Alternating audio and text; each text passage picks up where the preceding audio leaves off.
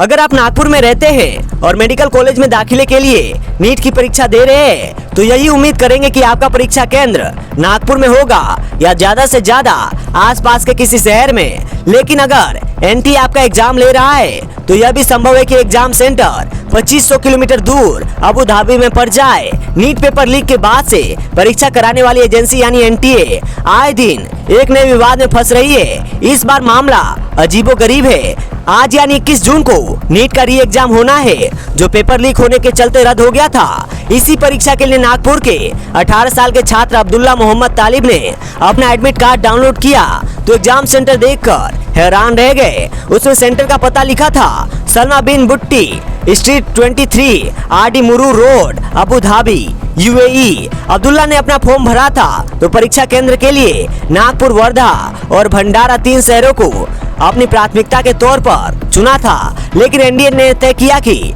इस छात्र की परीक्षा विदेश में ली जाए। छात्र के पास पासपोर्ट तक नहीं है। महज 24 घंटों से 48 घंटों के भीतर पासपोर्ट बनवाना, वीजा हासिल करना और विदेश यात्रा का इंतजाम करना लगभग असंभव था। लिहाजा बच्चे के अभिभावकों ने एनटीए हेल्पलाइन पर इसकी शिकायत दर्ज कराई।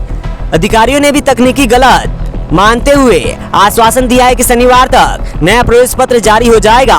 पिता का कहना है कि इस घटना के बाद छात्र मानसिक तनाव में है। मेरा बच्चा कल से शौक में है, बहुत रोया है उसने, अभी भी वह सोया हुआ है और उसकी परीक्षा देने की भी इच्छा ऐसी लग रही नहीं और बहुत टेंशन में है। कल भी बहुत रोया हुआ, आज का भी उसका बहुत प्रॉब्लम हुआ। पहले हमने जब शिकायत की तो उन्होंने एक हमको मेल आईडी दिया और बोले इस पर आप अपनी तकरार लिखकर हमको मेल करो और फिर मेल करा दी हमने।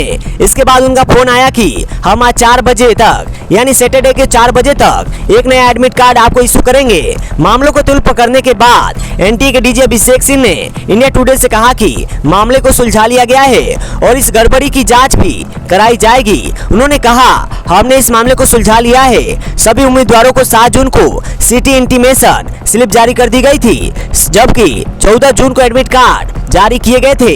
यह जांच की जा रही है कि छात्र को परीक्षा केंद्र के तौर पर अबू धाबी कैसे आवंटित हो गया।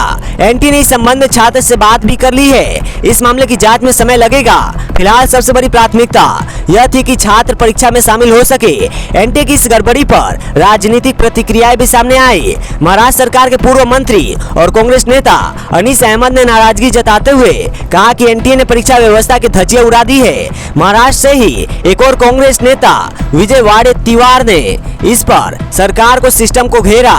नीट परीक्षा के बैकग्राउंड पर नजर डाले तो 3 मई को देश भर में नीट की परीक्षाएं हुई थी, लेकिन पेपर लीक की खबरों के बाद एनटीए ने 12 मई को यह परीक्षा रद्द करने की घोषणा की थी। अब 21 जून को यानी कि कल यह परीक्षा होनी है। सरकार भी इस बार पूरी कोशिश कर रही है कि परीक्षा में कोई गड़बड़ी ना हो। सेंटर्स तक एग्जाम पेपर पहुंचाने के लिए एयरफोर्स की मदद ली जा रही है। ग्राउंड विजिलेंस में इजाफा किया गया है। यहाँ तक कि सरकार ने टेलीग्राम को भी अस्थायी तौर पर बैन कर दिया है। लेकिन एग्जाम से ठीक पहले एडमिट कार्ड में गड़बड़ी की इस घटना ने एनटीए के उन तमाम दावों पर सवाल उठा दिए हैं जिसमें एजेंसी कह रही थी कि इस बार नीट एग्जाम से कोई गड़बड़ी नहीं होगी। आप इस पूरे मामले को कैसे देखते हैं हमें कमेंट सेक्शन में बता सकते हैं। इस वीडियो में इतना ही। देखते रहिए डिजिटली टॉक्स इंडिया। जय हिंद, जय भारत।